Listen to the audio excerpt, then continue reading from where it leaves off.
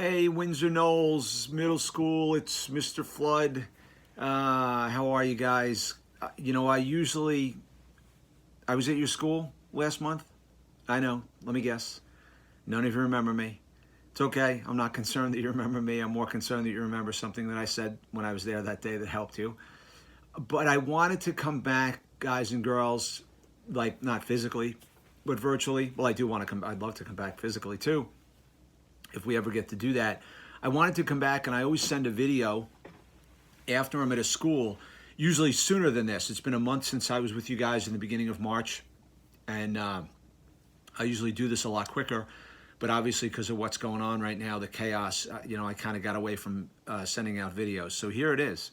So number one, I want to say to all of you, thank you for the way that you treated me when I was there.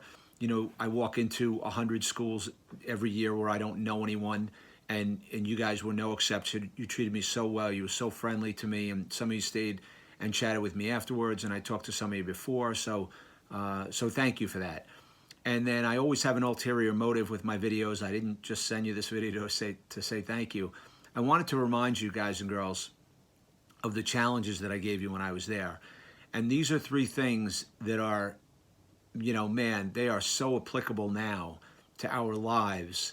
And these are things you should be implementing and continue implementing in your life, especially now with the situation that we're in. And, I know this is, very, very difficult to be out of school for this long a period of time. I don't know when we're going back. I don't know if it's going to be this year, if we'll be back in school this year, but I know we'll be back eventually. So the three challenges, if you recall, number one was to look on the inside of people. And then I told you, I tried to teach you that we're all alike on the inside. And if this virus doesn't prove that, I don't know what else will, because it doesn't care where you live, what color your skin is, what religion you practice, how young or old you are. Everybody's susceptible to this. And that should give you empathy and compassion for everyone around you. When you look at someone and say to yourself, the first thing you should do when you look at someone, that could be me. That could be my family. That family's no different than my family, right? That person is just like me. That family is just like me. That school is just like me, just like our school. So we're all alike on the inside. So always remember that. It will give you compassion and empathy for others. The second thing I taught you and asked you to do was to reach out and show respect and say thank you to two adults in the building. And let me be very clear, guys and girls. The teachers there, maybe some of them had done some, virtual learning computer where they worked with you guys, on Zoom or whatever. I don't know what platform you're using. Maybe that some of them were prepared for it, but I'm going to guess that most of them weren't.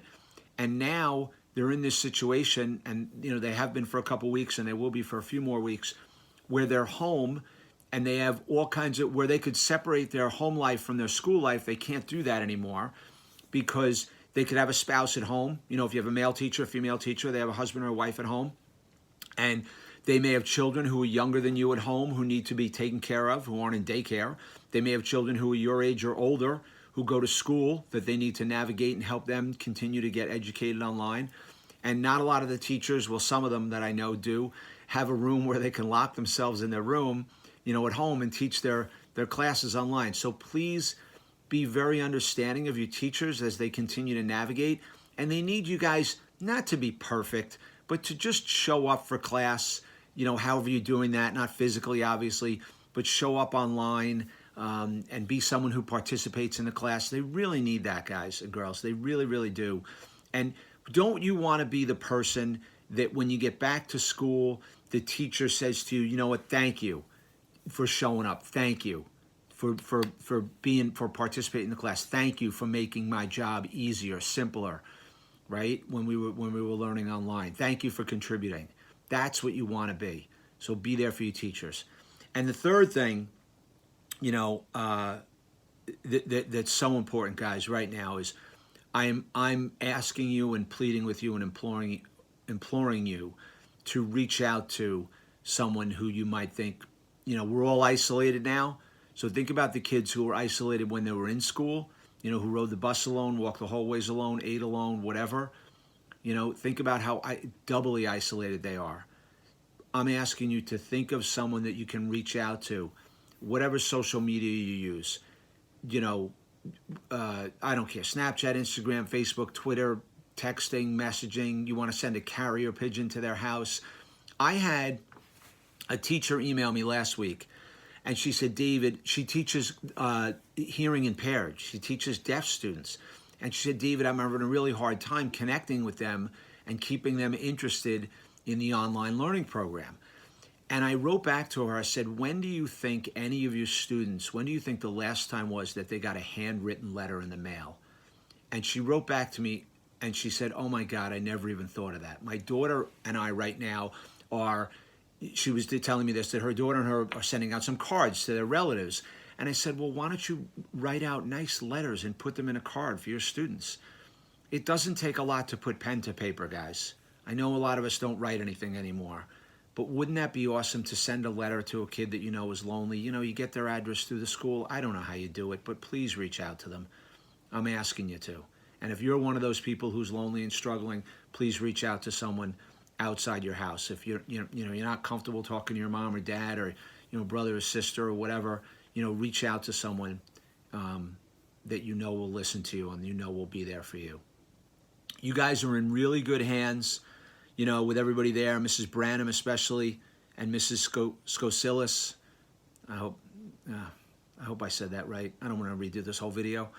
And I'm just going to say Chelsea, with Miss Chelsea, Mrs. Skosilis. I think I got it right. But, Mrs. Branham and everybody there, guys, you're in good hands with them, even though you're not with them. We'll be back together soon. Please stay connected, stay close to your teachers, be there for them. And please, please, please reach out to kids that you know might be super isolated now, okay? And I will be back. I will see you guys in Maryland one day in a Starbucks, Dunkin' Donuts, Panera Bread, somewhere, all right? Be well. Take care of yourself. Healthy fear, right? Don't take in too much information on social media. Make sure you filter it through your moms and dads. Whoever is your caregiver, who is ever responsible for you. All right, guys, we're going to be okay. Love you. Windsor Knolls. Have a good day, guys.